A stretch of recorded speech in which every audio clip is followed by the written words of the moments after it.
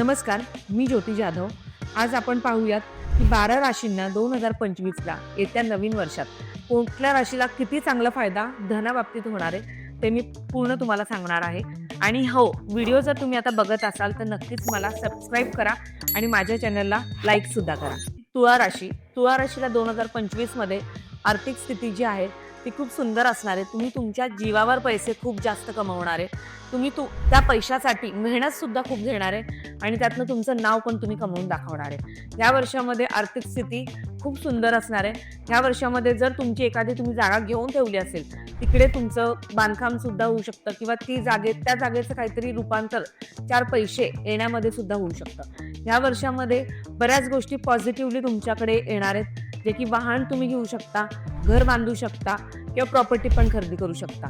बऱ्यापैकी मार्च नंतरचा पिरियड तुमच्यासाठी लगातार खूप चांगला जाणार आहे आणि तुम्हाला प्रसन्न सुद्धा वाटणार आहे। नोकरी धंद्यामध्ये प्रमोशन होणार आहे। परिवर्तनाचे पण योग जून जुलैमध्ये दिसतात, त्यामुळे तूळवाल्यांना ह्या वर्षात परिवर्तन कराल ते पॉझिटिव्हलीच असणार आहे आणि बऱ्यापैकी आर्थिक खर्च जे आहेत ते पण चांगल्यासाठी खर्च होणार आहेत, वाईटासाठी नाही।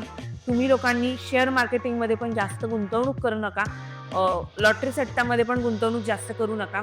जे काय आहे ते मेहनतीने करा, मेहनतीने काम करून नाव उज्ज्वल करा। आर्थिक स्थिती 2025 मध्ये तुळावाल्यांना चांगलीच असणार आहे। तर ही आर्थिक स्थिती निरंतर लगातार चांगली राहण्यासाठी तुम्हाला हनुमानाची उपासना करायची आहे। हनुमान चालीसा दर शनिवारी रात्रीची तुम्हाला ऐका। वृश्चिक राशीवाल्यांसाठी हे वर्ष 2025 खूप सुंदर पण म्हणता येणार नाही आणि खूप वाईट पण म्हणता येणार नाहीये, जेमतेम राहणार आहे। कारण त्यांची अडीचकी सुद्धा संपत आहे, त्यामुळे बऱ्यापैकी जेमतेम असणार आहे। 50% चांगला फायदा होऊ शकतो।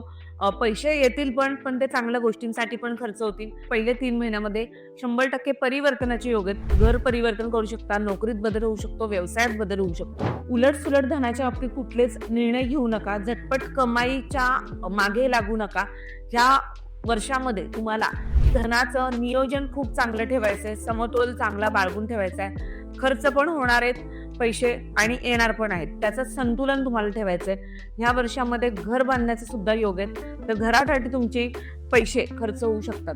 तर ह्या वर्षात जर तुम्ही आर्थिक स्थिती वृश्चिकवाल्यांची पाहिली तर आंबट आणि गोड ह्या पद्धतीची राहणार आहे। तर ही परिस्थिती लगातार तुमची आर्थिक स्थिती चांगली होण्यासाठी, सुख समृद्धीचे दिवस येण्यासाठी तुम्हाला हनुमानाचा जप हा दर शनिवारी रात्री किंवा रोज रात्री केला तरी काही हरकत नाहीये।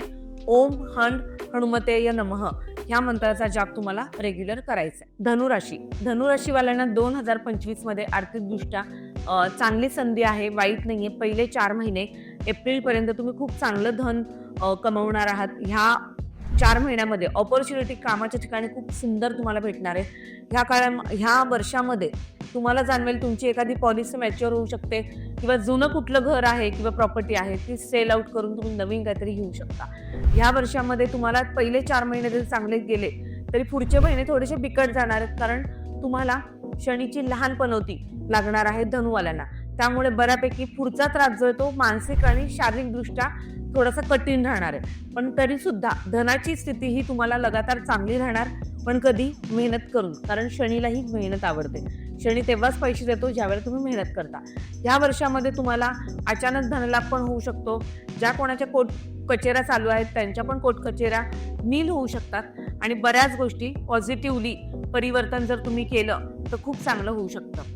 तर तुम्हाला या वर्षामध्ये हनुमानाची उपासना करायची आहे आणि शनीची सुद्धा उपासना करायची आहे।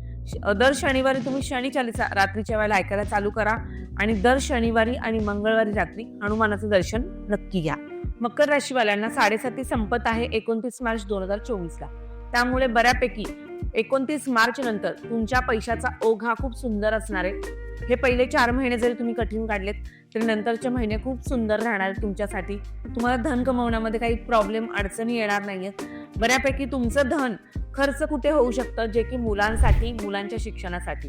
त्यामुळे तुम्हाला तिकडे एक सावधगिरी बाळगायची आहे की एक तुमचं स्वास्थ्यासाठी धन खराब होऊ शकतं किंवा मग तुमच्या मुलांच्या शिक्षणासाठी।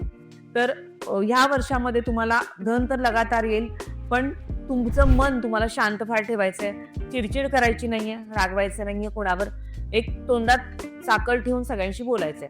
ह्या वर्षामध्ये आर्थिक स्थिती पाहता खूप चांगली आहे. जून, जुलै, ऑगस्ट ह्या 3 महिन्यामध्ये तुमचं काहीतरी संपत्तीचे योग पण दिसतात किंवा वाहन खरेदी पण तुम्ही करू शकता. तर बऱ्यापैकी ऑल ओव्हर हे वर्ष 2025 मकरवाल्यांसाठी खूप चांगलं राहणार आहे. तुम्हाला शनीची उपासना ही तुम्ही लगातार करत राहावा, तुम्हाला त्याचा खूप चांगला फायदा होऊ शकतो. कुंभ राशीला 2025 मध्ये धन हे खूप मेहनतीने कमावं लागणार आहे. तुमच्या कामामध्ये इथे मला बदल झालेला फार दिसतोय. परिवर्तन तुमच्या जीवनात भरपूर जास्त होणार आहे आणि ते खूप चांगलंही राहणार आहे. त्यामुळे परिवर्तन करा. ह्या काळामध्ये तुम्ही घर चेंज करू शकता, नोकरीच्या ठिकाणी नोकरी चेंज होऊ शकते किंवा ज्या नोकरीमध्ये तुम्ही लगातार काम करताय खूप वर्ष तिकडे तुम्हाला चांगलं प्रमोशन भेटू शकतं, पद वेगळं भेटू शकतं. तर ह्या पद्धतीचं परिवर्तन राहणार आहे. या वर्षामध्ये आर्थिक स्थिती तुमची जेमतेम जरी असली तरी तुम्हाला पुरेसे पैसे तेवढे येणार आहेत जेवढे तुमचे खर्च पण तुम्ही करू शकता एवढे. ह्या वर्षामध्ये तुम्हाला जाणवेल की बरीचशी कर्ज तुम्ही फेडताय, चुकवताय, त्यासाठी पण हे वर्ष खूप चांगलं आहे. कर्जाच्या बाबतीत तुम्ही नील व्हाल आणि ह्या वर्षामध्ये जी काही गुंतवणूक कराल ते खूप जास्त विचारपूर्वक करा. उगाच कोणाचाही ऐकून गुंतवणूक करू नका. तुमचे अडकलेले पैसे सुद्धा मिळवण्याचा प्रयत्न तुम्ही जर केला तर ह्या वर्षात तुम्हाला अडकलेले पैसे सुद्धा मिळतील. तर तुम्हाला ह्या 2025 मध्ये लक्ष्मी खुश होण्यासाठी किंवा धन तुमच्याकडे लगातार येण्यासाठी तुम्हाला उपाय करायचा आहे म्हणजे हनुमान चालीसा रोज रात्री तुम्हाला ऐकून झोपायची आहे आणि दर मंगळवारी हनुमानाला गूळ आणि चणे ह्याचा नैवेद्य दाखवून तुम्हाला कामाला निघायचंय. मीन राशीवाल्यांना हे वर्ष 2025 पैशासाठी जेमतेम राहणार आहे, परंतु पैसे खर्च कुठे होणार आहेत जे की तुमचे कर्जासाठी आणि तुमच्या स्वास्थ्यासाठी. त्यामुळे कर्ज तर फेडलं तरी चांगलीच गोष्ट राहणार आहे आणि स्वास्थ्यासाठी जरी पैसे गेले तरी आपलं शरीर चांगलं राहणार आहे. त्यामुळे बऱ्यापैकी स्थितीही चांगली असणार आहे. पैतृक संपत्ती ज्यांची आहे मीनवाल्यांची तिथे वाद वगैरे चालू असतील तर त्यात पडू नका, कारण कोर्ट कचेरी तुमच्या मागे लागण्याचे प्रबळ योग सुद्धा आहेत. आणि ह्या वर्षामध्ये आर्थिक स्थिती तुमची चांगली राहणार. कर्ज तुम्ही फेडाल, शिक्षणासाठी खर्च कराल आणि मांगलिक कार्यासाठी सुद्धा ह्या वर्षात खर्च होण्याची प्रबळ संभावना आहे. जून नंतर गोष्टी तुमच्या बऱ्यापैकी जाणवतील की ठीक चालल्यात किंवा तिथे लेझीपणा खूप जास्त होतोय, तर ती गोष्ट करू नका. काम तर तुम्हाला येईल पण तुमच्या आळसामुळे ते काम निघून जाण्याची पण शक्यता आहे. त्यामुळे उपायांमध्ये तुम्हाला करायचं आहे की शनिवारचा उपवास जर तुम्ही केला तर खूप चांगलं होईल आणि जे की हनुमान चालीसा रोज रात्री ऐकून तुम्हाला झोपायचं आहे. एवढे जरी तुम्ही उपाय केले तरी एवढ्या उपायाने तुम्हाला जाणवेल की आर्थिक स्थिती लगातार चांगली होती. तर हे आता झाले 12 राशींची आर्थिक स्थिती 2025 मध्ये कशी असेल हे मी तुम्हाला थोडक्यात सांगितलं. तर मग आता पुढचा एपिसोड पण मी तुम्हाला नक्कीच टाकेन आणि तोही तुम्ही नक्की बघा.